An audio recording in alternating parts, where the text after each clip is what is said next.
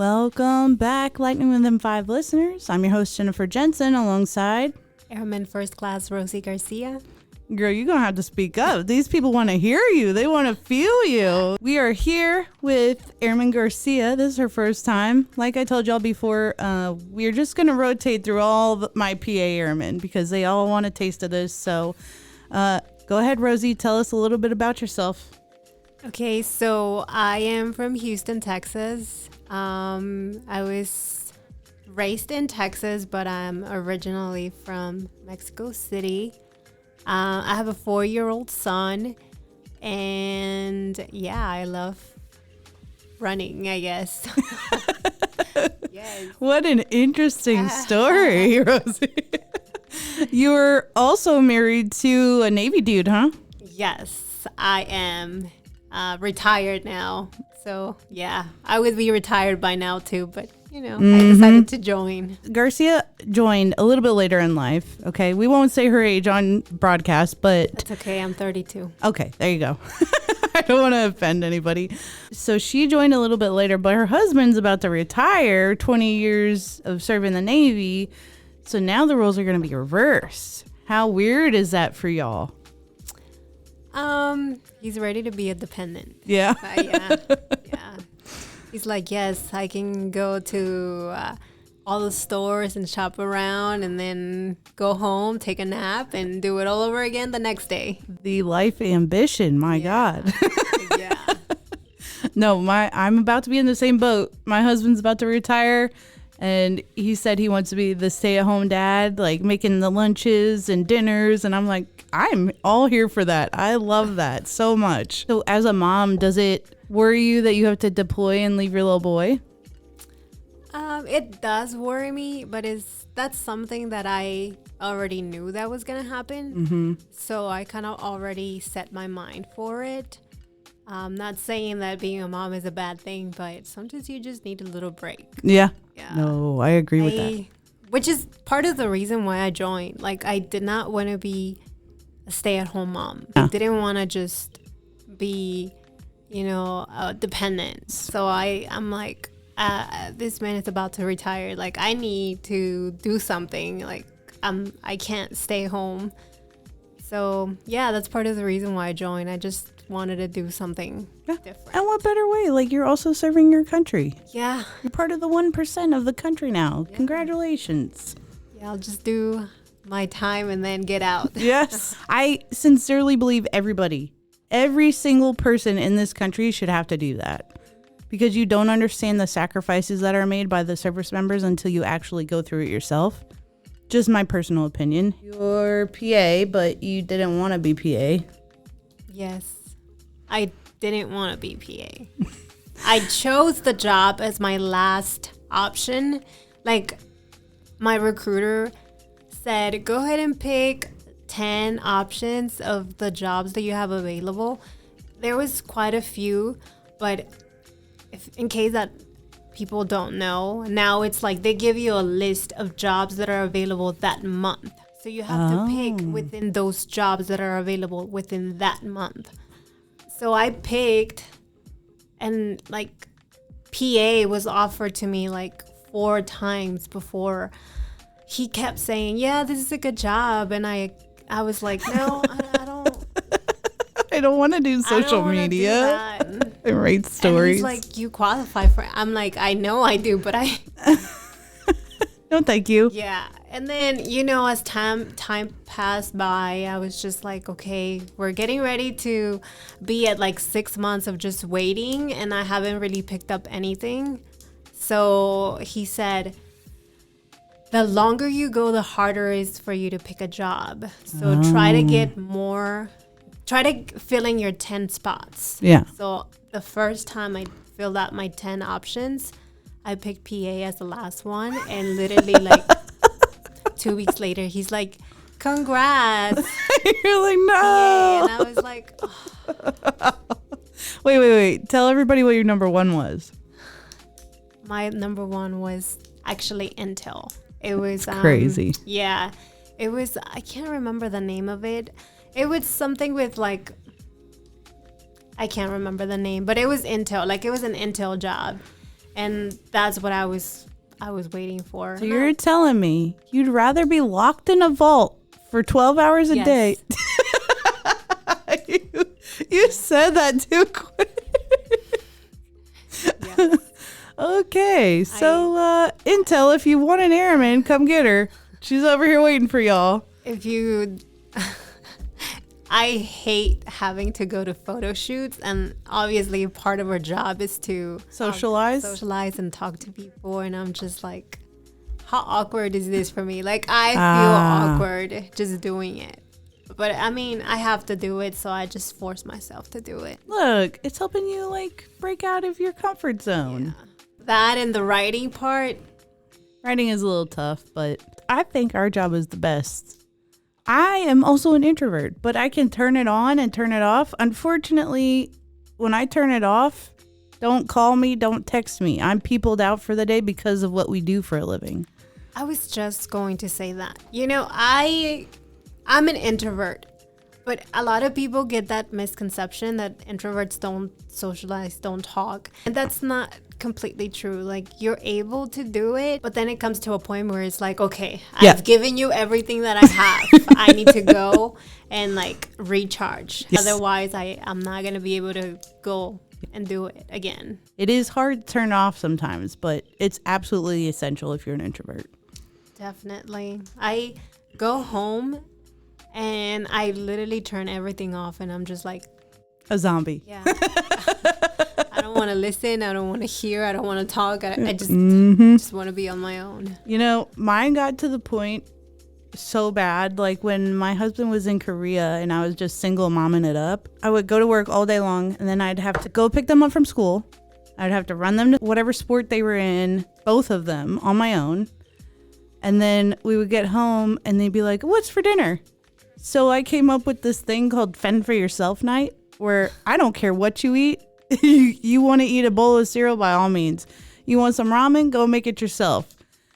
So now they look forward to Fend for Yourself night. Don't give me any ideas. My son is only 4, but I'm already keeping that in the back of my mind. Since you have a son, he's going to kindergarten, isn't he? Yes, he'll be starting school August 10th. So you need to go to the back to school bash that's happening on base. It will be July 31st. It's in air conditioning this year, everybody. I hope everyone heard that. Usually it's outside with like bouncy castles and all that good stuff, but they're doing a supply drive. So if you need school supplies for your kiddos, you need a backpack for your kiddos, they have everything there, and they will also have the school liaison there to talk to if you have questions. So everybody should go to that. Okay, anyway, everybody, let's talk Tyndall things. So one thing that we didn't super announce, because we're just waiting for the entire community commons open, is the bowling alleys open. They did a soft launch. So if you would like, who doesn't love to go cheap bowling? They're going to be open Thursday, Friday, Saturday, Sunday.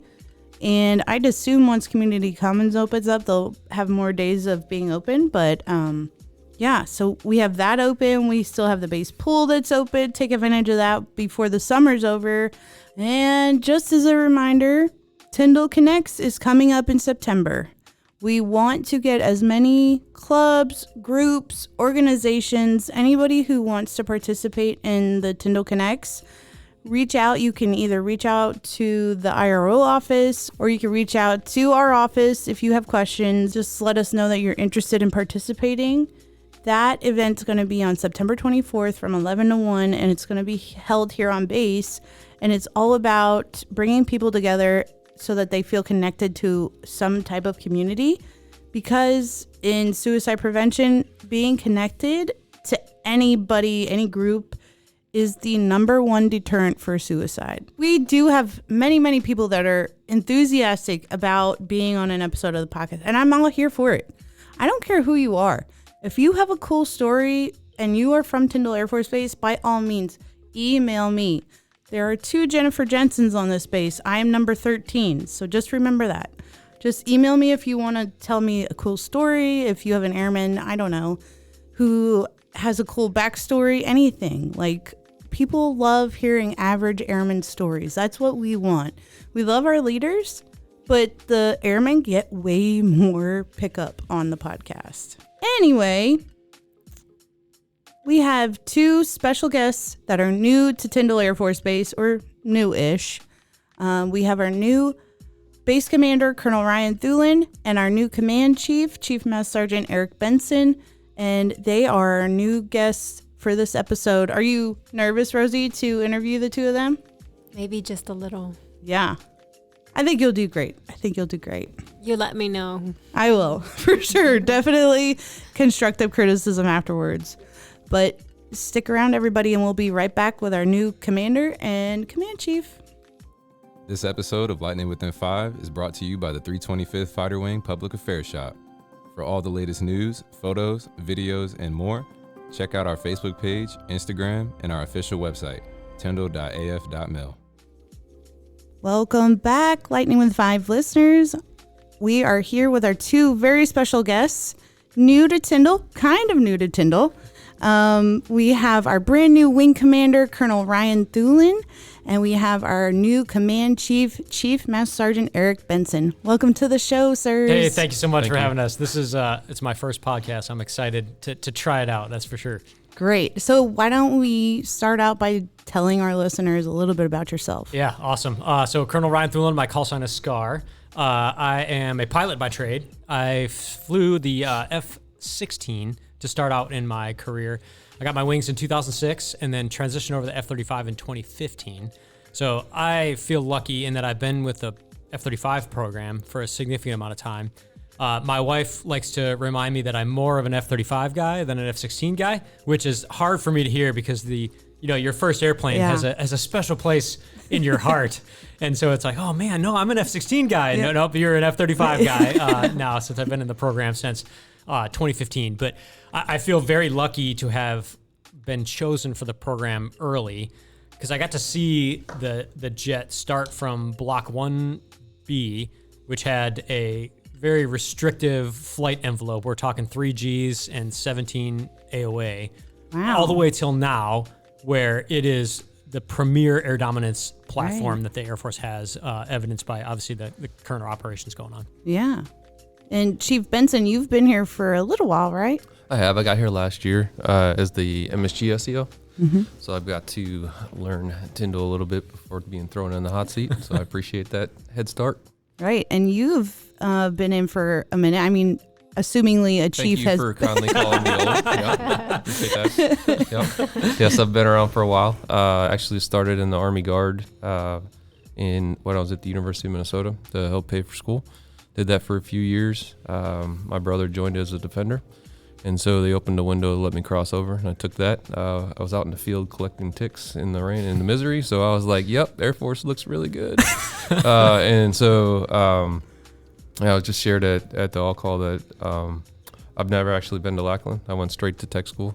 It was a pretty unique start. Wow. So, yeah, it was fun. And so off to the races with POL, refueling aircraft growing up. So it was super fun being on the flight line a lot and getting that experience. And then, been to Korea a couple times. We love to travel, and the Air Force has sent me all over the world, whether I wanted to go or not. And so it's been awesome. We have I got 3 kiddos, right? So 16, about to turn 14 in a few days, and 11. I think they've been to over 20-some countries. Oh my gosh! Nice. We maximize being in Europe. And so, yeah, we like to travel and get out and do stuff. Yeah. And so that's been awesome, kind of helping them shape their perspective on things in general. I love that. They're going to be so cultured when they grow up. Yeah. Oh my gosh. Yeah, they're spoiled. They don't know it yet. Yes. When I first looked at your list of assignments from the all-call, I was like, oh man, Colonel Thulin's had some pretty good ones. Your list was not that glamorous as Colonel Thulin. Yeah. I just visited. I didn't get to live there. Yeah. But anyway, speaking of all-call, you had your first ever all-call today with the entire wing. Well, some of it, right? We have another one later today. But let's just talk about, what are your priorities and what you, your top mission for the 325th Fighter Wing? Yeah, it's a great question. I was lucky enough to have some time on the day of the change of command with General Beamer, the 15th Air Force commander. So he came down and gave Chief and I initial feedback, gave us the 15th Air Force priorities. And our mission here at Tyndall of projecting combat air power was directly aligned with the 15th Air Force priorities. His priority is readiness. And we generate readiness here at the Checkertails, and we do it extremely well while simultaneously building the base of the future. Those are not easy things to do for any of the airmen, regardless of what your job is. Yeah. Combining those two things is very, very difficult. So I see the next 2 years as us actualizing and acting on that readiness with the revolutionary changes in how we present forces to the combat commanders. The Checkertails are going to participate in almost all of the options of the changes the Air Force has made to present those forces to the combat commanders. We are going to do those things within the next 2 years. So I'm excited to build that readiness to sustain and capitalize on what the previous leadership teams have already done. And to see it in action is going to be incredible, watching us project combat air power out of Tyndall. Yeah. I think the biggest question, we did reach out to like a couple of airmen, and they're overall, like when they're brand new and they don't really know how to Air Force, right? Their biggest thing is like, what would you define readiness as? Like, are we getting ready for war? Are we just getting ready for the worst situation? Like, what is that in your words? Yeah, it's great. You can break readiness down into all the way down to the individual. So individual readiness, I said it in the all call earlier, is mastery of your primary job duty, of your craft. Be good at your job, grow where you're planted, to use a platitude there. If you have a solid baseline in whatever your primary job function is, that's going to start your readiness at the individual level. And then as you come up to the unit level, you go, hey, our readiness is to absorb 3 levels, absorb brand new wingmen into the CAF, make them 4-ship flight leads, and everybody in between, so that when we get the call to go and execute the mission that the national leaders need us to do, those airmen are ready. They have a foundational readiness in the job that they are trained to do, and they can go deploy to employ whatever it is that their job duty is. And then there's also crisis response readiness. Mm-hmm. We talk about major combat operations, which if you're watching the news lately, it's exceedingly obvious that we need to be ready for crisis response to answer the nation's call. We are also in the breach starting in June at the latest until October here on the Emerald Coast for hurricane season. That is a form of readiness as well that reaches all the way down into the families, the children, obviously the airmen of Tyndall, to be ready in case we need to execute some sort of response to a hurricane in the local area. So I think I'd break it down with those 3 areas is what readiness means to me. Some of it's a mindset too. So I think over the last decade or so, we've gotten into a rhythm, maybe even longer than that because things have slowed down a little bit, but you know you're going to deploy not 6 to 9 months out, right? And you have time to wrap your head around it. You're given checklists, this, that, and the other. As we do in readiness, the core of your job is one thing, but also thinking about the second, third order things you need to worry about. You know, are your finances good? Is your family good? Do they have a plan? All of those things. And then, okay, you have your core job, but like if I'm going into, it's okay to watch the news and see what your teammates are potentially doing and start preparing your head for that space. And so do I need to, where I could potentially go, what do I not know? And where can I start asking questions and fill out some potential blind spots? Because that what they don't know for a brand new airman versus a 5-year staff sergeant or something, are there going to be different requirements? Mm-hmm. And it all starts with them on taking a look in the mirror and be like, what do I think my challenges are? And do I start with my boss or somebody else to help me fill it in? Right. Chief, I'll add that the AEW 2.0, the Air Expeditionary Wing 2.0, is one of those foundational changes in how the Air Force is presenting forces to the combatant commanders. That down at the individual airman level presents an opportunity to train with the team that you are going to deploy with. So now your frontline supervisors, your leaders, your shop chiefs, your OICs can provide that why. They can go, hey, this is what we're doing. Here's the date that we're doing it. And potentially here's where we're going to go. And here's why I need you to put this gas mask on. Here is why I need you to do these hard things. Number one is training. Number one is building esprit de corps and that teamwork that is going to make American airmen win in future combat. So I really do see that as an opportunity to get after what you articulated really well. So another big, huge thing that we talk about every month on this podcast is the construction. So the two of you could potentially I emphasize potentially, see the end of the installation of the future construction. What does that feel like to possibly be that team, that command team, to finalize everything and just push forward after road closures and brand new buildings and all the things? I see it as an opportunity to really actualize and see the fruits of so many fine Americans, both in the military, government, civilian, contractors, the local community. There's been so much work, so many blood, sweat, and tears put in to building the base of the future. And for us to able to present that to the airmen of Tyndall, to present that to the Tyndall community, the Panama City community, I see that as just it's an honor to be able to lead that, hopefully to success and all the way through. Even if it's a simple way to say thank you and to literally stand on the shoulders of the giants of the people that came before us, that gave us this opportunity to be able to complete all these projects. Yeah, I just haven't been here the last year and living through the change on Monday morning, finding out the route to work has changed. Yeah. Right. But the amount of change and how fast some of it's been able to happen is been awesome, right? And so I think some of that's change fatigue or construction fatigue, whatever you want to call it, right? People they see this and that like we're upset or we're frustrated, dates are delayed, and some of it's kind of context, right? And so some traveling to some other installations fairly recently and getting back and seeing the old facilities that they're in, or just because they have an established base, traffic still sucks, or right, they're having their own problems.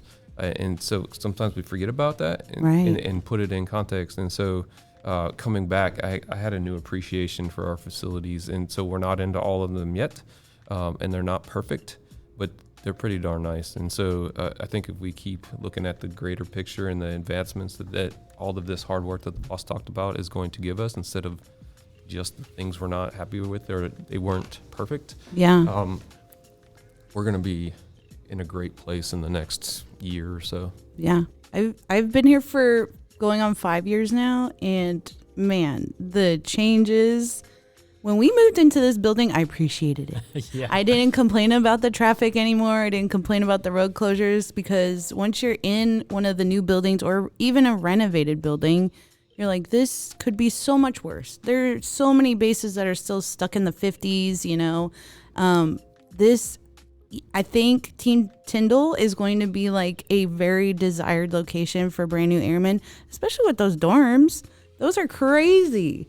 I would have done anything to live in those dorms. I chose Tyndall because of that. I know that there was construction, and I saw the pictures online, and I'm like, that gym is so nice. That chapel is so nice. Everything that is coming up and they're building is so nice. Like, I want to be there, and then going to the beach is so nice. Like, yes, everything is nice in here. I think we'll be definitely an ideal location. I mean, we're already in Florida, so it's like everybody I came from wants a base that was built in 1890, so I'm appreciating it all. I got a chance to tour the community commons, and it's the same thing you guys are talking about. That facility is so nice. Walking distance from the dorms, the capabilities that are going to be in that building, it's incredible. So I'm very excited to see those open up. I think it also helps with the airmen that are currently in temp facilities. If you can go see your new facility that you're planning on moving into, it at least gives you a light at the end of the tunnel to go a little bit longer, and we'll get in this new beautiful facility. And I think that helps out with morale down in the units. Absolutely. And Community Commons should be like the overall grand opening should be happening soon. We've soft opened the bowling alley, but I know so many airmen that are looking forward to that. Just having places to go to have either morale days or somewhere to hang out with their other fellow dorm airmen is like the highlight of the year, I think. So we can't wait to let y'all know when that happens. So I did ask a lot of airmen for most of these questions, because I don't want to be the one asking questions, because who am I? I'm just a crusty civilian. So they wanted to know leadership philosophies. You talked a little bit about it at your all call. So they're either molded by fantastic leaders or terrible leaders.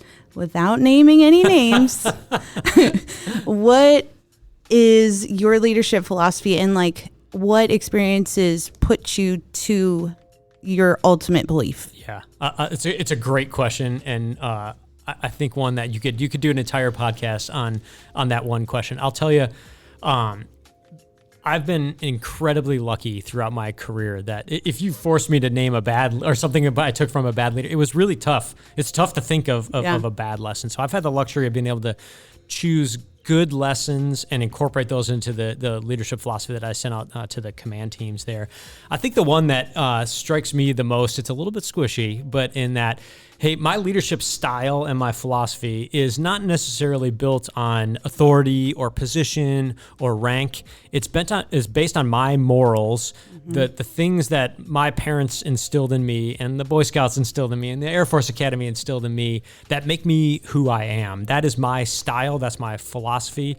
I would much rather lead in a team environment that's collaborative than an overly hierarchical structure. Obviously, we're in the military, so we are a hierarchy, Yes. and we must be that way for very specific reasons. But if I can lead using my morals and my compass and the things that make me me, it's much more authentic. And I think the airmen can really see that, and they see that you're acting in their best interest. You may not be doing what they want at all times. They may tell me to go left and I may go right, but if they can at least see that it's genuine and that I have their best interests at heart, and I'm making the best available decision with the information that I have, I think that comes across as a very effective leadership style. Love that. If I had to pick one specific example that can ruin a shop, right, is the lack of accountability, or a leader that isn't willing to do the work. The you go do it, but I'm too good for it. And that often plays into environments where there's no accountability and or favoritism, right? And a lot of times those are all baked into the same thing. And unfortunately, I've seen that in different ways. I studied real hard back in the day, so I could not have to work for those people. Right? I've been really blessed the last few years working from amazing leaders. Up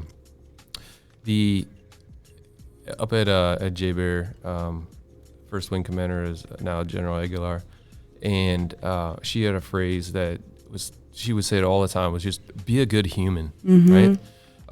And you can branch that into any facet of that question, right? Yeah. And so if you're doing that and you're truly caring, you might not be able to tell people what they want to hear, but you can deliver it with the why, right? And the understanding and the transparency that you've heard them. I can't give you what you want, or I'm gonna have to tell you to do something that you think sucks, but here's the why, and I'm doing it because I'm unwilling to, or right? And so that communicates a different message, a different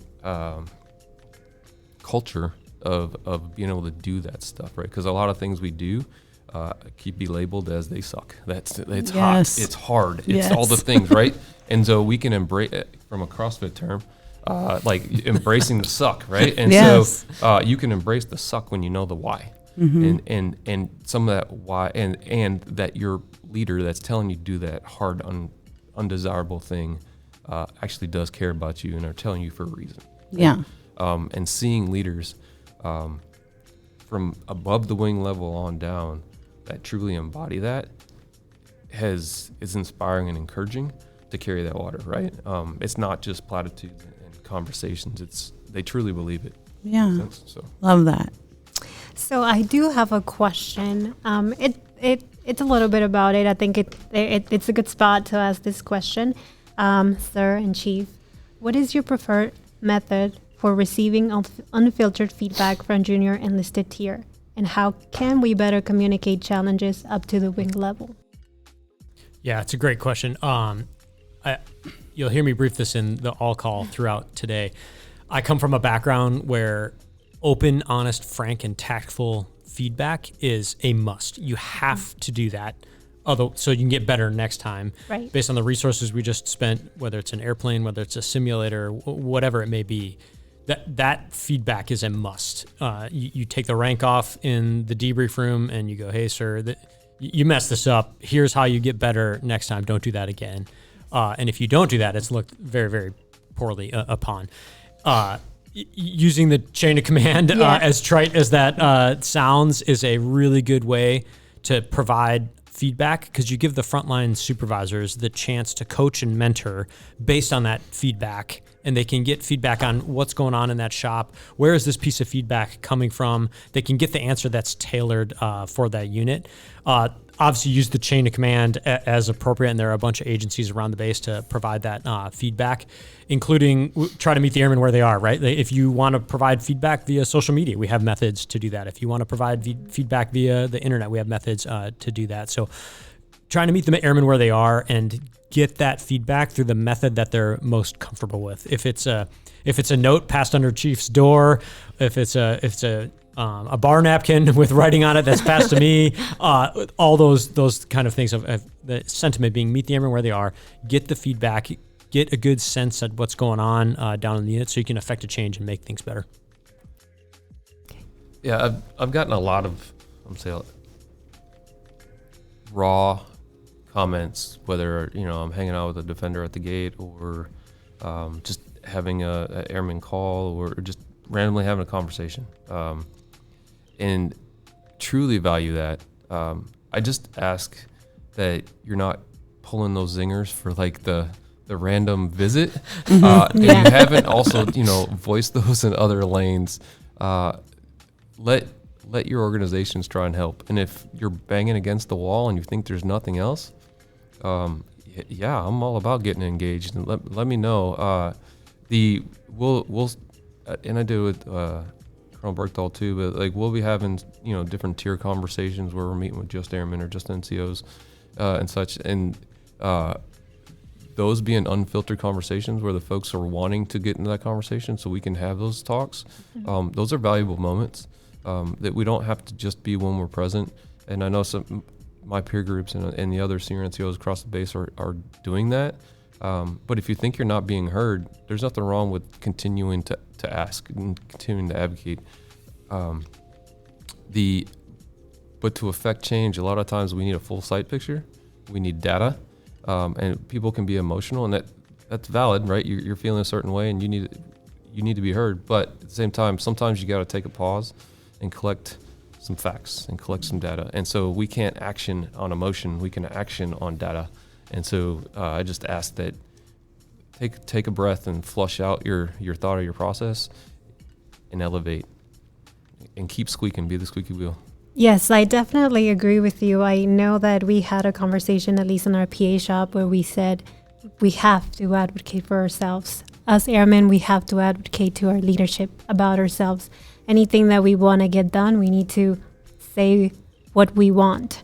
And I know that you mentioned something about meeting with airmen, like maybe at the gate or something like that. So I have a question for you, Chief, which is, what is a difficult truth, if any, you've heard from a junior airman recently, and how did it change the way you lead? One coworker. So we're in a fish bubble. Any leader is like I feel just like the fish bubble gets smaller. And so sometimes you don't think about your resting face, and I'll leave it at that terminology. Or your demeanor, like you're not even thinking about it, but somebody's looking at you and they're like, I don't want to talk to him, like right. type of thing. And so I swear I'm a nice guy, but sometimes maybe I'm not. Don't look happy. Don't be scared. Yeah, your official photo looks pretty scary. I'm They not didn't gonna tell lie to me you. to smile. That's not my fault. And I Sir, lectured on the daily. We can always retake it. We may have to. But there's a printing cost. I don't want to do that. So this could be for both as well. How do we shift our wings PT culture from training just to pass a yearly test to true year-round combat fitness? I feel like you've talked about this a couple times. Yeah, and you'll hear me continue to beat the drum on this one.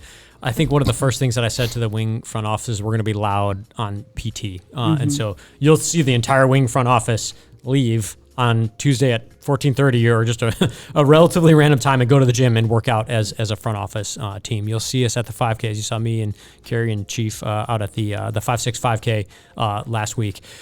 You'll see us doing those kind of things. Fitness as a culture or as a baseline, and you'll hear it in the commander's call, barring an injury, twisting your ankle running the 5K, it makes everything better. It makes your spiritual health better. It makes your mental health better. It obviously makes your physical health better. It's a stress reliever. It builds resiliency in airmen. It gives you a chance to think. It promotes mental clarity. All science-backed things that go with fitness. That yes, we have standards and there's conditions of being a service member, and we must meet those things. But a solid foundational baseline of fitness is paramount to readiness. If you're ready to go at all times, that means you're fit, you're meeting the standards, you're going above and beyond the standards, and it's a part of your life instead of surging to pass the fitness test and then not doing anything, and then surging to pass the fitness test and not doing anything. Something I've been guilty of in my career as well. It goes much better, and you're much less injury prone, and you feel much better about yourself if you have a consistent PT program. I also say it during my commander's call as well. As soon as Secretary Hegseth's guidance came out on the fitness and the fitness program and the standards and the importance of it, I felt empowered to manage my schedule and take on a sense of personal responsibility and go to the gym. Find the time during the day to go to the gym, whether it's early in the morning before work, whether it's after work, whether it's during work. If I have an hour and a half to go hit the gym, I felt empowered when that message came from Secretary Hegseth, and you just do it. You just go work out. Yeah. You feel better. You make better decisions afterwards. You're typing emails better or spreadsheets, whatever it is that you do on the daily. And I really do hope the rest of the wing feels that, and we can help with that. If you see us out there working out and you see us going to events, I hope that spreads through the wing and people feel empowered to do that. It has other second, third order effects, not just for yourself. So like growing up on the flight line or adjacent to it, right? Like you have a requirement. I can't go in the middle of the day, or potentially we could, right? I could shut off 3 or 2 here or 2 there, depending on, the goes or whatever. But some of it goes onto the supervisors to reshape their viewpoint on how they're managing their time, right? And yes, it's easy for me to go to the gym, take a shower, come back to work. You guys maybe not so much, right? You might care more about your hair than I do, but yes, definitely. So there's other things to consider, right? But yeah, it can be done. And to the boss's point, it's more of a thought shift. While before or after work, it may be the easiest logistics. Maybe, especially if you're surgeon on a 12-hour shift or something like those, you got to get a little creative, and you have to value it.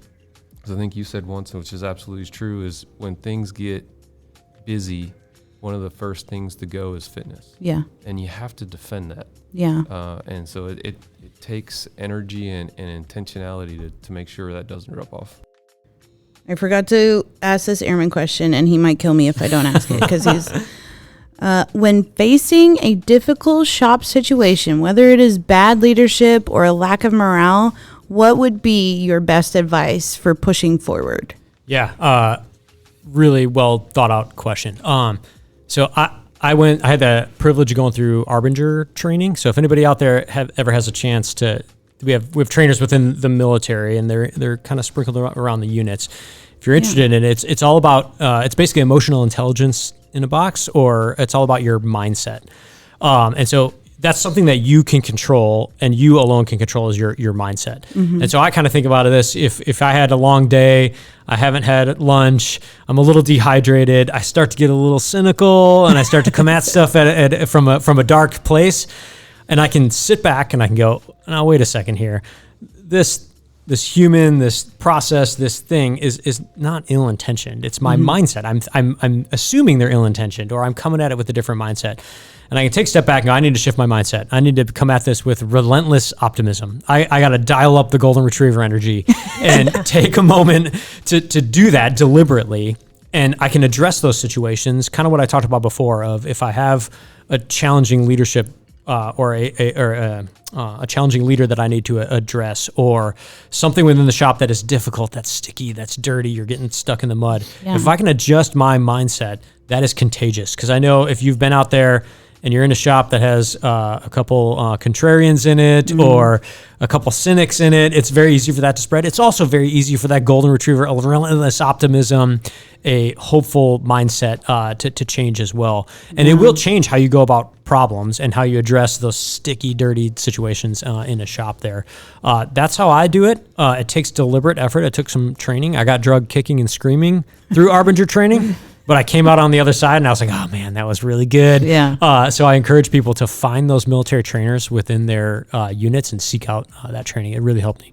In addition to that, people move a lot, right? Yeah. And so most situations are temporary. Mm-hmm. And so you do you, right? And focus on being the best that you can. And that mindset the boss just described, it is infectious. It will change, right? You will become an informal leader to help change the culture, whether those other folks have a mental shift or not. You can take care of yourself and your teammates by doing that. And then if somebody's rotating out, whether it's you, whether it's the boss, whether it's whatever, like there's relatively few things that are very permanent in the Air Force due to just our personnel system, right? And so, but a lot of times every day can feel like a lot, right? And that's the thing, and sometimes you don't see that at light at the end. So the other piece is the answer might not be within your shop, right? And so go get out of it. Go talk to somebody else, right? And see if there's some different things that can help, right? All right. To make you more along the lines of actual human beings and not just these Air Force gods, let's ask you some normal questions. What song will be playing when you turn your car on right now? Deftones, My Own Summer. Nice. And then I've been really hitting Bad Omens lately. Rock band. Yeah. Really, really good. Love it. Okay. Chief? Spice Girls? Maybe. I don't know. What are my kids playing? I don't know. I listen to a little bit of everything. So it could be whether it's Christian rock or regular rock or whatever. Some country, it really depends on the mood. What do you do after a long day of work where you're just like dog tired? What do you do to stay grounded? I don't get a vote. Like my kids and wife will tell me what we're doing when I get home. Yeah. Sounds about right. Yeah, it's either playing basketball in this ungodly heat, or they're into soccer, or it's homework, or. That's absolutely true. Like your kids dictate what you do 100%. after. Yeah, and they're like, I'm taking have them a to choice. Mosley for soccer. Like, okay, yeah. What about you, sir? I like to try to work out. So Chief kind of outed us already. I'm a little bit of a CrossFit guy. I'm by no means good at it. I have to be good at it because my wife, Carrie, can overhead squat more than I can. So I have to. Oh, yeah. So I got to keep up with her, which usually puts me in the gym. Otherwise, I'm left in the dust by her. She's pretty incredible. That's awesome. Okay. On a scale of 1 to 10, how accurate is Top Gun Maverick? Such a good movie. People dog on Top Gun Maverick all the time. I loved it. I thought it was awesome. They gotta church it up a little bit for the normal audience, but I would say it's pretty accurate. I'm gonna give it like a 7.8 on the scale of 1 to 10. Okay. Did you know, sir, that we were going to be a part of a Paramount production? I did not know that. Yes, we were. When Colonel Watkins was in command, we had Paramount reach out and they wanted to do a series about Checkered Flag. Oh, awesome. Yeah. But when it came down to it, they wanted to call it Top Gun Air Force. Absolutely and the Navy lost their minds. And the entire, this was a year of work I put into this.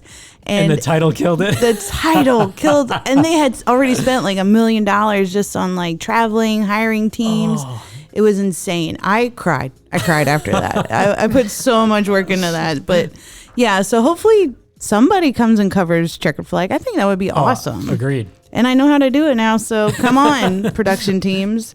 Okay. Last fun question, and then we'll let y'all leave. Would you rather try to outrun a security forces K-9 in a bite suit or do 24 hours of admin paperwork? Easiest question ever. The K-9, 10 times over. I've had a couple touch points with the dog handlers. They are awesome. Oh, they great. All have these badges. They call them badges. They're big old bruises on their arms. They're like the badges from the dogs when they get in the suit and they bite them. I can't wait till I get my badge. I need a badge. So for the dog handlers and my defenders out there, it's got to happen. I can't wait to do it. We need to make this happen. Yeah. I need my badge. Chief, are you going to partake in this? I already have those badges. But apparently I might get another one. Yes. Drag 'em with me. Team Yeah. effort. Yes. Our canine team right now is so fantastic. We love Sergeant Lewis and the whole team over there. They help us out so much. And we love when the canines come in for their portraits, their glamour Oh, yeah, shots. absolutely. It's great. Thank you both so much for joining us today. It was a pleasure to get to know you a little bit better and make you more relatable for the Tyndall community. And we hope to have you on very soon. Awesome. It's a pleasure. It's the honor of a lifetime to lead the Checkertails. So thanks for leading the podcast here, and we'll see you guys out there. 100%. This is a dream job, and we're fully in it, excited to do it, and we're looking forward to making some changes on Tyndall, so we leave it better than we found it. That's the ultimate goal, right? All right. We will see you next time, everyone.